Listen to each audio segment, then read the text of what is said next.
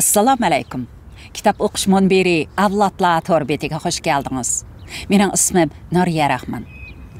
Bugun qo'limda dangliq olimimiz marhum Abdushukur Muhammad Eminning Arifnoma nomli kitobi. Bu kitobdagi Arifnoma nomli asarni ilgari kitap o'qish munbirimizda o'qib berdim deb o'ylabdiman, amaliyotda o'qilmabdi. Shunga bugun mush asarni o'qishni boshlayman. Chunki asar sal uzunroq 3 bo'lakka bo'lib o'qishni planladim. Xo'sh. Arifnoma. Bu temaga berilgan izohatda olimning falsafaviy dunyo qarshida ro'shan burilish yasig'anligi munosabati bilan yozilgan. Tasavvufluq ideyalari bilan sug'urilgan bu nodir asri dastlab Şinjan Madaniyati jurnalining 1993-yillik 5-6 qo'shma sonida tafakkur daraxidan mevalar degan mavzuda e'lon qilingan. 2000-yili yana shu jurnalda ilgari ma'lum sabablar bilan qoldirib qo'yilgan qismlari qo'shilib, avtor tarafidan qo'yilgan mavzu Arifnoma nomida to'liq e'lon qilingan. Men o'qirmanlarning bu asarni Jibron Halil Jibronning mashhur asri Donishman bilan selishtirib o'qib beqishini umid qilaman. Nashrga tayyorlik uchun. Xo'sh. Arifnoma. Hikmat tarixi. Tuproqdan bino bo'lib, chang to'zandek ufuq yuziga ko'tarilib, yomg'ir yeshin va shafaq bilan yo'g'rilib, xuddi cho'chaklarda so'zlangan so'mroqqa aylanib qoldim. Bo'ronlar besiqib, subhi suzilganda, qo'ng'ir zimin bilan ko'k osmon orasida rangarang shirin meva bilan to'lgan bahaybat alvak meva daraxiga ko'zim tushdi. U Eram jannatida tunji gunohga sabab bo'lgan aql daraxiga o'xshash go'zal, yuksak va maftunkor edi. Men shayton oldimi bilan emas, o'zlik ilhomi bilan bu mevlik daraxtga yaqinlashdim. Meni hech qaysi malaikami to'smadi. Men daraxtdan ko'z chaqnitib turgan javohiratdek hikmat baxsh mevalarni irg'anglatqili turganimda Yahvining g'azabini esimga keltirmadim. Chunki men iblisni yengib o'zlik maqomiga erishgan mohiyatlarimni Yahvining zohirlangan surati deb tushundim. Mevalari kristaldek chaqnab, sharbatdek xushbo'y tartib turadi. O'ylanib qoldim. Kichkimda seg'izlayda qo'maloq etib o'ynaydik. Mana, yeshim 60 ga qadam qo'ygan kunda ming yillardan beri tafakkur amgiki va tasavvur ajrining bu mo'jizalik gulishini ko'zimga tashlanmoqda. Baxtimning davati bilan bu javohiratlarni qalb xazinasiga to'plashga tutundim.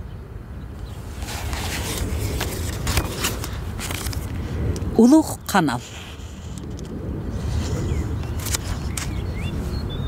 Tarmoq iqillardan daryolar, daryo dengizlardan zimin sathini qorshab yotgan bahaybat okeanlar hosil bo'lgandek, hozirgi zamon rasmiy iborasida Ipak yo'li deb atalgan ulug' kanalga shimoldan muz davrini beshidan o'tkazgan xalqlarning otliqlar madaniyati latqallari, janubdan tropik muhitda yashab kelgan qavmlarning terim madaniyati yaldamlari qo'yilgan.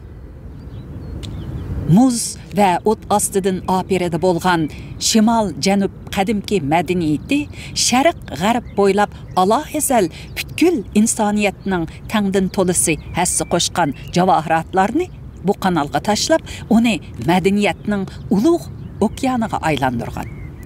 Biz uningdan Sumer va Fir'avn zamoni iznolarini, Aryan va Krit davri shamollarini, Soqat nasihatlarini, Mitra va Apollo afsonalarini, Dav va Zoroaster qasidalarini, Iskandar va Dara jangnamalarini, Aristotel va Sokrat ta'limotlarini, kalomiyat va tasavvuf targ'ibotlarini Robiya, Junaydil Bag'dodiy, Mansur Hallaji, Farididdin Attar, Jaloliddin Rumi gumanizm tragediyalarini, Shayx Said, Hafiz Shirazi, Umar Hayyam, Abdurrahman Jami va Navoiy lirikalarini, hozirgi zamon azodlik va o'zlik tafakkurning yangi notlarini es qila olamiz.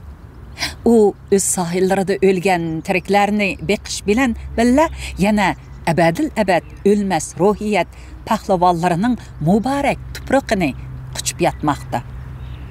U haqiqatan mislisiz qomus va qiyossiz xazina.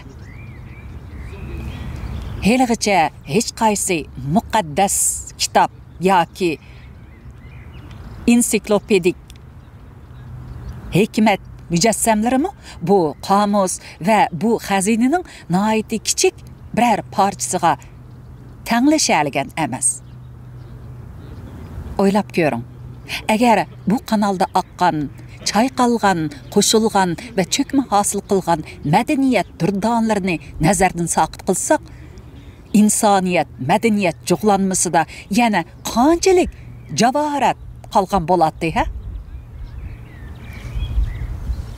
Yeni bir tema hayot donishmand. İnsaniyat umumiy uchur davriga qadam qo'yish harpisida ruhiyatdagi mislisiz buhronga duch kelmoqda.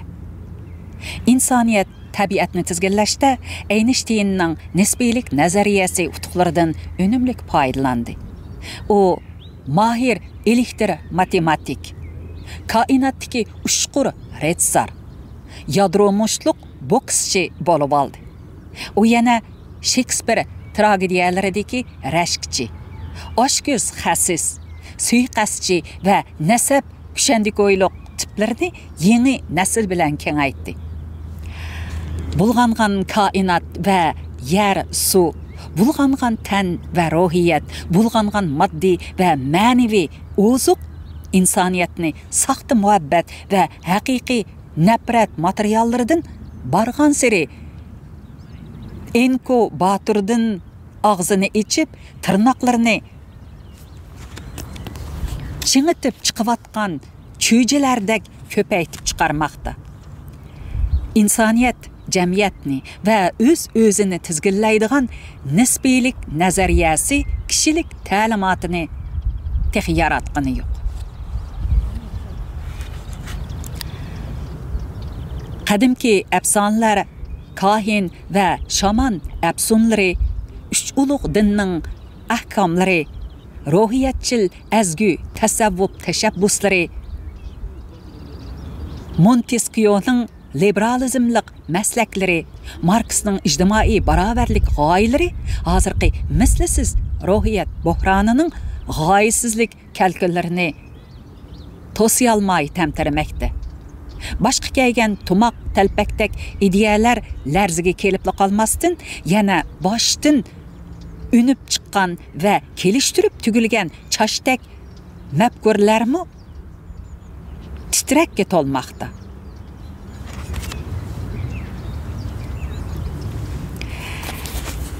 G'oyasizlik o'rniga bir qatori potensial ong yoki oldingi ong qo'ng'iroqlaridan tarqalgan signallar turmush ustiga oshkora singdi. U yiltizi teran, hatto insonning tug'ma fiziologiyasi va psixiklik tuzilmasiga tutashgan. Diniy hissiyot va milliy hissiyot bilan zaratlanib turgan ta'siri tez signallar bo'lib chiqdi.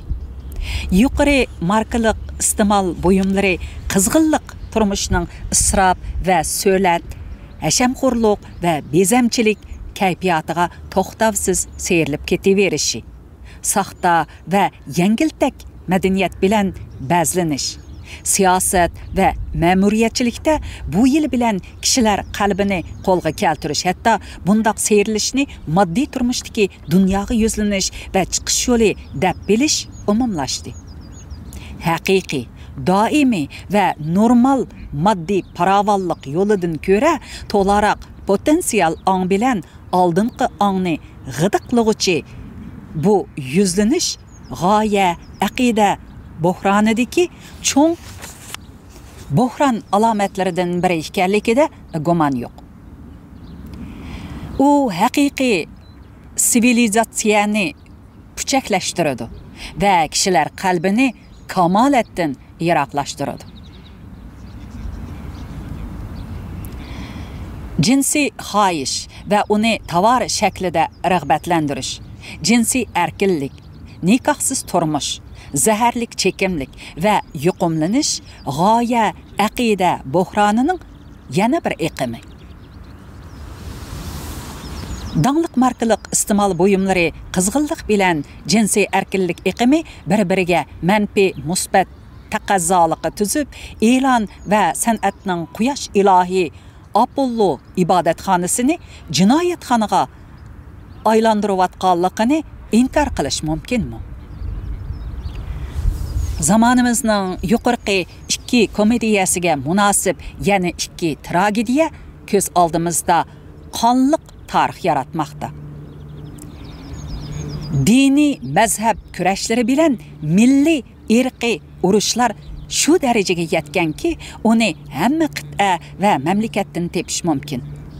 Bir qo'shindagi ikki diniy mazhab, bir ko'chadagi ikki milliy irqiy turkum jimi vosita bilan shundoq urushdiki, ularga taqobil turishga poplar, papalar, o'limalar, siyosiyonlar, sarkardilar, notiqlarmi poyilamadi.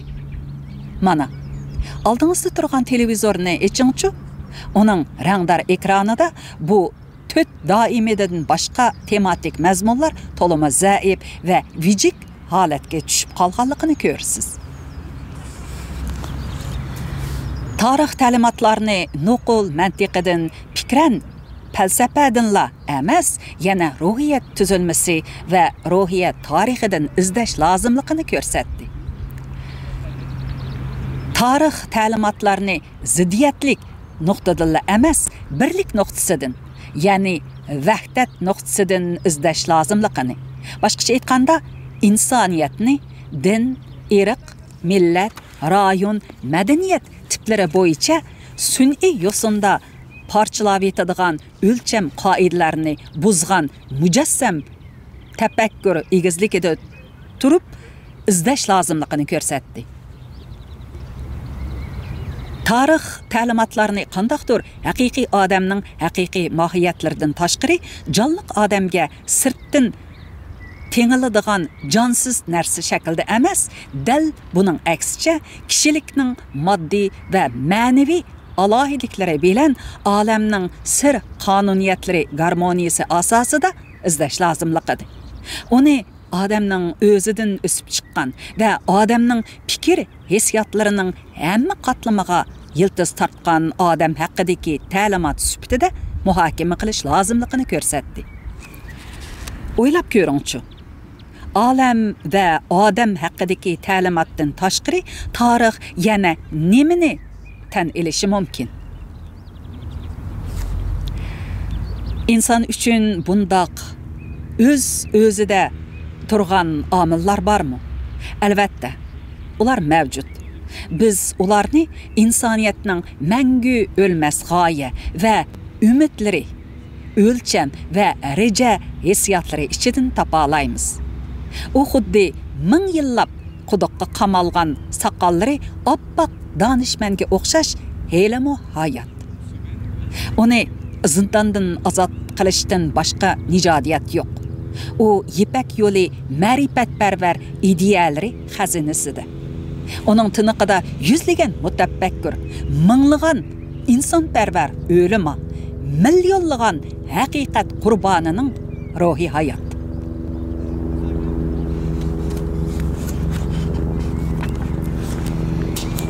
Yana bir tema suzuk aynak.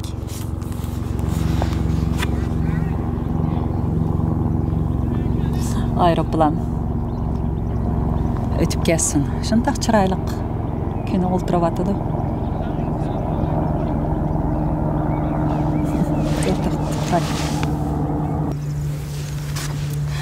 Sirtda asar o'qiganda mana shundoq har xil varang-churong yoki daxillardan xali bo'g'il bo'lmaydigan adam. Davomlashtiraylik. Süzük aynak. İnsan tuproqdan ungan giyoh, giyohdan qad ko'targan hayvon, hayvonda nutuq yepi bilan fikr kashtilarini tuzgan karomat mo'jiza. Butkul koinot sirlaridan tuzilgan ulug' avrishga. İnsanda koinot mumkinliklarining hamma qatlami bilan ko'rinmalik surat va yoshurun tilsimat namunlari saqlangan. İnsanның suratini ko'rish uchun oddiy ko'z kifoya. O'z g'ojisini ishtmi, mushukmi ko'radi. İnsanның mahiyatlari va bu mahiyatlarining kamolat daraja maqomlarini ko'rish uchun aynak kerak. Bu o'zlik aynikidir. O'zlik o'zini bilmaklik. İnsanның ulug' tabiat olimi sifatida turgan hozirgi holati uningga nisbatan savodsizlikdan iborat xolos. İnsan o'zini unutib, o'zidan boshqa tasviriy olam haqiqatlarga shunchalik ijillik bilan ishkirlab kirdiki, u yipak g'o'ssiga qamalgan jonivor pila qo'rtig'iga o'xshab qoldi.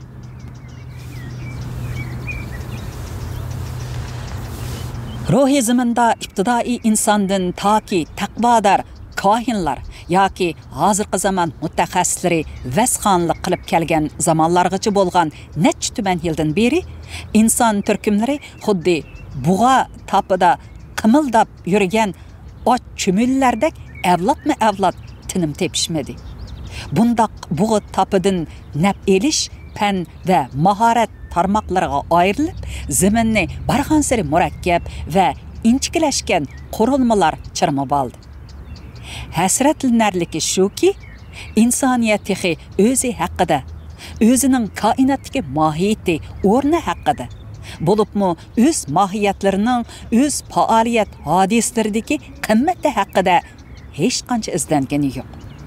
U helimi bug'a topidan ayrilib, o'zlik xazinasiga dodil qadam qo'yib, men kim degani yo'q. Maishat ijilligi xiroyin xumordek uni do'militib, allaqachon o'zini unutgan majnun daldushga aylantirib qo'ygan.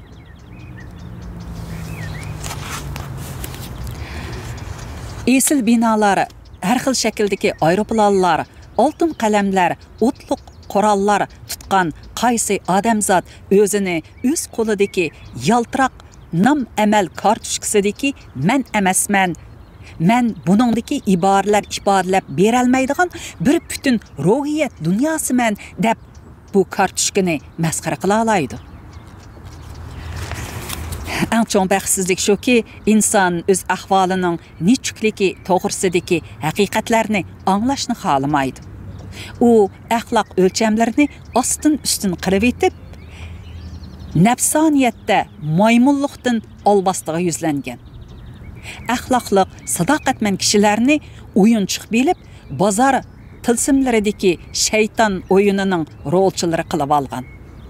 U bu yo'ldagi asabiyliklarini kishilardan olqigan qobillik deb bilib, o'z-o'zini halok qilishning unumli tadbirini tepishni ijodiyat deb qaragan. Qisqasi, uning kasbiy va ish amali zamin va muhit, fikr va qalbni bulg'ab, o'z-o'ziga go'rkolashdir.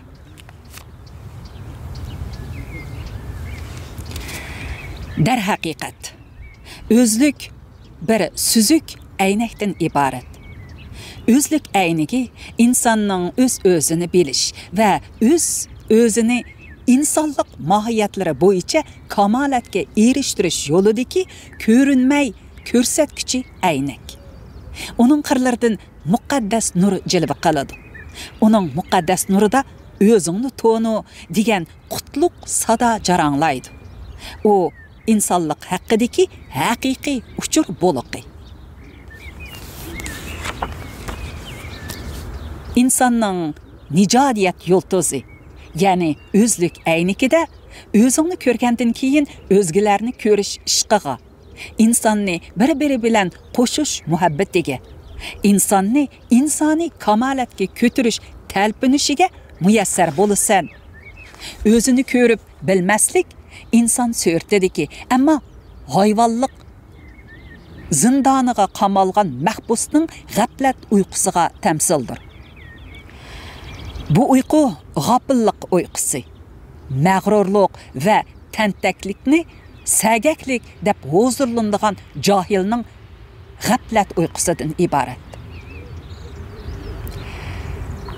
İnsan özlük aynikiga erishalaydi. U o'zini tizginlash orqali tarixning va kelgusining o'lmas sadolarini anglash orqali raqib kushanda bilan bo'lgan mushkul elishishlarning ruhiyatni tavlishi orqali o'lim tahdidi va karamlik umidi orqali o'zidagi yoshirin iroda, ya'ni qudrat zarralarini mujassamlashtirib, hikmat ilhomi ostida o'zlik ayniki bo'lib yetilishi kerak. Özlük ayniki kamalatlik inson qalbidagi quyosh va aql ko'zidan iborat.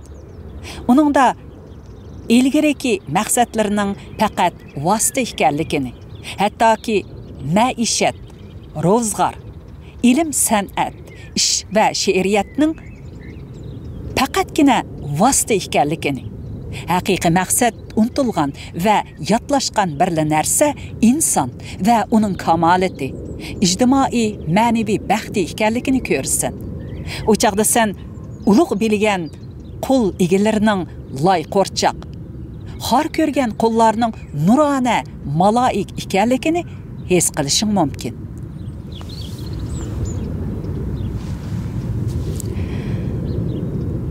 O'zini tushungan komil, o'zimchilikni unutgan yetuk kishidir.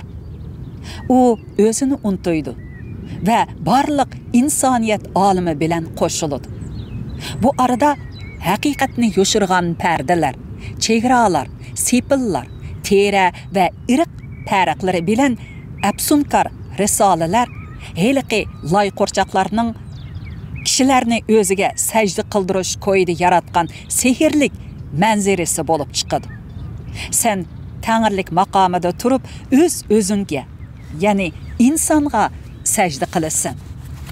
Bu ig'ir yotlishdan o'zlikka qaytish va parchalangan olamdan ulug' vahdat, birlikni qayta tepishdir. Sen shu chaqda istig'for o'qiysan. Oddiy kishilarning ulug'ligini bilmagan, ulug' kishilarning tashqi alomatlarini tan elib, kamolat taraflariga aqling yetmagan yoki uni tan elishni xohlamagan, hatto ularga tuhmat to'qib, chatdan peshva izlab yurguningga pushaymon qilasan.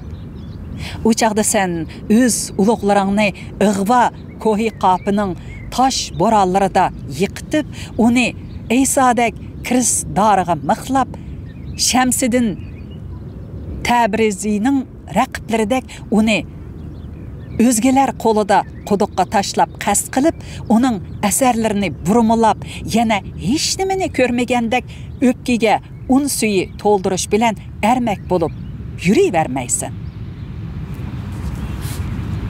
O'zlik ayniki mehroji aloki. Uningda Tangrini ko'rsan. U sen, sening oshiqing, mahbubang va maqsading. Jaloliddin Rumi mundaq yozgan edi. Hech nima yo'qki, seningdan o'zga olamda faqat. Har na istarsan o'zingda jam erur, bilsak abad. O'zlik ayniki komil inson qalbidagi yeshilgan vahdatdir.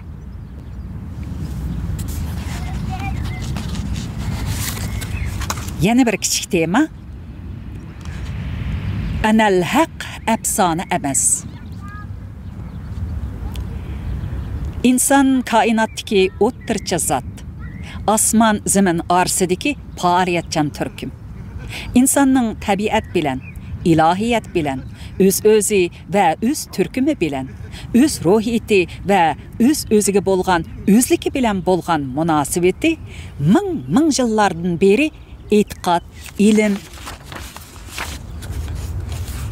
va psixologiya faoliyatlari bilan mashg'ul bo'lib kelgan to'limi kona hodisa. inson zodi nima? Uning tövəndə hayvan, yuqorida Tangri bilib bo'lgan aloqalari qandaq? Yengiltar miqdor matematikaları bilan hukum va muhokama mantiqlarining bir qismi insonni Tangriga qarshi qo'yib cho'qan ko'targan chaqlarda Bag'dod maydonida Mansur Hallajining darg'a esilganligi kishilar qalbini larziga soldi. U mujassam tafakkur bilan erkin gumonlanish tuyg'usini qo'shib insonning yoshiringan mohiyatlarini davomli axtardi.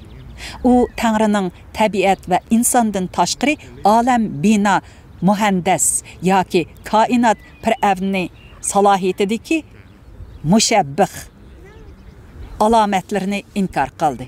U ibtidoiy animizmlik qarashlardan biri bo'lgan saqlangan ruhning o'lmasdan ko'chib yurishi tanassuf al-arva sansara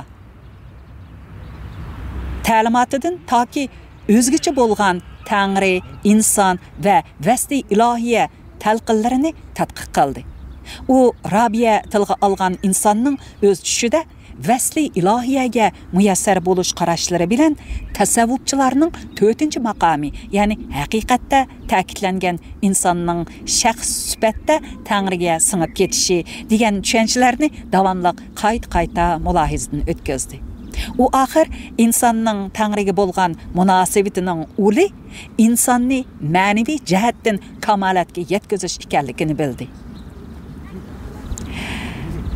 Anal haq, men haqman. Bu inson bilan Tangriga ochiq qo'yilgan vahdat parallel belgisi bo'ldi. Mansur Hallajidan xeyla keyin Charles Darwin insonning hayvon bilan bo'lgan aloqalari va hayvonning tadrijiy rivojlanish nazariyasini o'tirib qo'ydi. Keyingi zamonlarda Darwin ta'limoti, Hallaji muhokimlari go'zal afsona yoki jinoiy ig'vo deb qaraldi. Aytish kerakki, Mansur Hallaji, Faridin Attar, Shamsiddin Tabrizi, Jaloliddin Rumi qatorliq har qaysi gumanistlarning qarashi mundaq. İnsan mohiyati va mumkinliklari bilan Tangri yotlashgan holati va nafsoniyati bilan shaytondir. Qayta o'qisam, ya'ni inson mohiyati va mumkinliklari bilan Tangri yotlashgan holati va nafsoniyati bilan shaytondir. Bu amerikalik mutafakkur Erich Frommning Darwinizmga asoslangan inson o'rmonlikdagi yovvoyi maymun emas, balki hayvonot bog'chisidagi maymun bo'lib, texi haqiqiy inson mohiyatlarini topmagan ijtimoiy hayvondir degan so'zga o'xshab ketadi. Tasavvuf nomidagi bir qism insonshunos insonning kamolati shayton vasvaslariga isyon qilish, o'zlikka, o'zining tangirlik mumkinliklariga erishish deb qaraydi. İslam sofizmdagi gumanistik qarashlarning 3 cho'ng qatlami inson Tangrining olam bino qilishdagi maqsadi va eng oliy mo'jizasi degan qarash. Inson aql bilan bilish iqtidori va iroda erkinligiga ega degan qarash. Inson asli Tangri demakdir. U tangirlik kamolatiga erishishi mumkin degan qarashni selishtirgandimi? Mansur Hallajining anal haq ta'limotining o'lmas ruhi diqqatni alohida jalb qiladi. Yana bir temin o'qib o'tay. Ot bilan ot mingan kishi. Inson jismoniy jihatda bir hayvon bo'lib, uni otqa, ma'naviy jihatdan bir karomat mumkinligidagi zot bo'lib, uni ot mingan kishiga tamsil qilish mumkin. İnson moddiy hayot va ma'naviy kamolat notakshiligida harakatlanadigan shay. Ya'ni inson moddiy hayot va ma'naviy kamolat notakshiligida harakatlanadigan shay. Agar ot mingan kishi dono bo'lsa, otni kamolatga yetaklaydi. nadan bo'lsa, at uni o'qirga boshlaydi. İnsan ruhiyeti hayvan ozuqining, ya'ni at yemining inkasi, ifodasi uchun ishligüchi qulga aylanadi. Kamalattın xali insan mötəbər yoki go'zal, nazokatlik yoki qaysar bo'lishdan qat'i nazar o'zlikdan bexabar bo'lib, o'zi haqida g'am yemaydi, balki at yemi g'amida paypetak bo'ladi. Sening sherin xiyollaringga yoshiringan, butunlay sen uchun jonijon bo'lgan niyatlaringni tortinmay o'z alqiningga to'kib ko'rchi. Qarab baq. Ularning qanchasi inson mohiyatlari g'amida va qanchasi at bo'g'isi g'amida. Xusrav Dihlavining mono misralarini o'qi. Faqat husni bilan go'zal emasdir odam, go'zaldir u yana insoniylik javhiri bilan ham.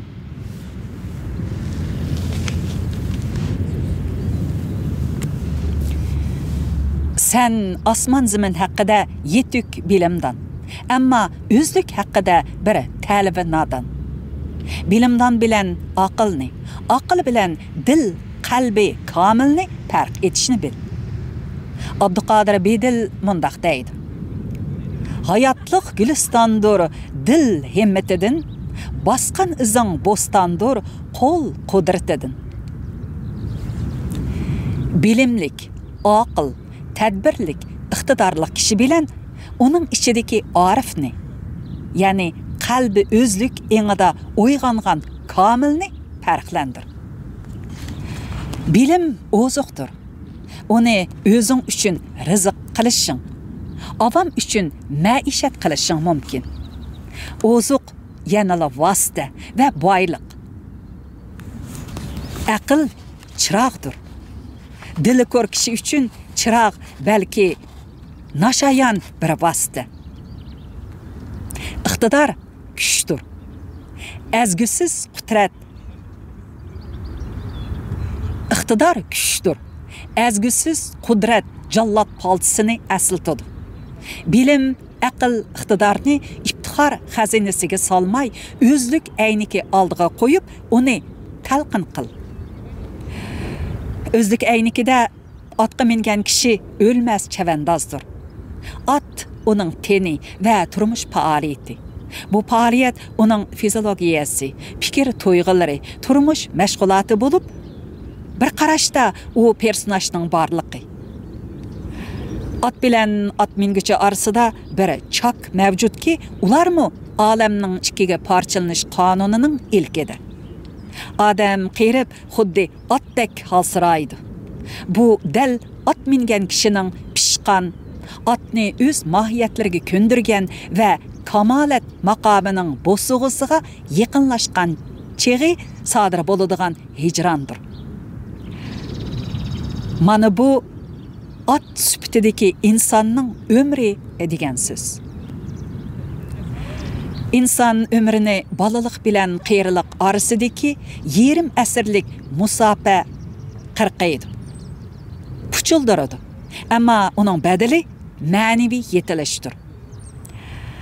Attangay, nava muqami avjiga ko'tarilganda chalg'u tarsi chars qilib uziladi. Tar almashtıra olmaysan. Bu xuddi at yangushlayolmaganga o'xshaydi. Qo'lingdan keldig'ini Alisher Navoiydek xotirjam umid. Navoiy binavoliq birla doim may uchur bir kun, navo sozini davron mutrabi bazmida chalg'ay deb. Navoiy doimlik binavoliqi ve kelgusi ümitni etkan. Biz uni Navoiy binavoliq birla oxir may ichar. Bir kun navo sozini davron mutrabi bazmida chalg'ay degan ulug' hijron va muqaddas ma'naviy izchillik ma'nosida istiora qilamiz. İnsan o'ladi. Ama mutlaq ma'noda emas. Abdul Hasan Harakani yer yüzüde yürüyen bazı adamlarni biz tirik deymiz. Aslida ular o'lik. Yer ostida yotgan ba'zi zotlarni biz o'lik hisoblaymiz. Aslida ular tirik demaganmaydi. İnsanның qimmati at suratining bahası emas, balki at mingüchining mohiyat vazni. O'zingga at bahası da o'ynaqlab turgan va yoki pushildab qolgan at narxida qarab tamanna yoki g'amkinlik yo'latma. Balki at mingüchi qimmatida qarab nafratlan. O'zidan nafratlanishni bilmagan inson o'zini bargan sari nafratlik semaga aylantirib atgan g'afil insondir. At chaylab petixlayotgan bu insoniy qimmatdan sana yana qandaq taqdir nisib bo'ladi? Ey nadon.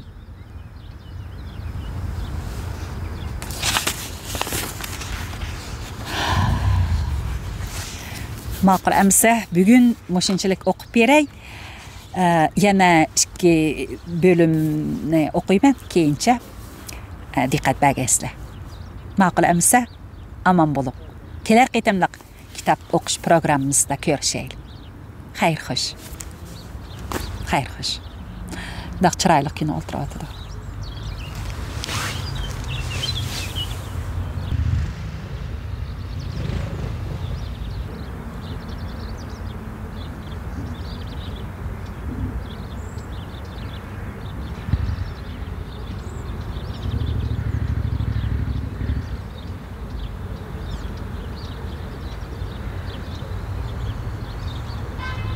Ve Fontane.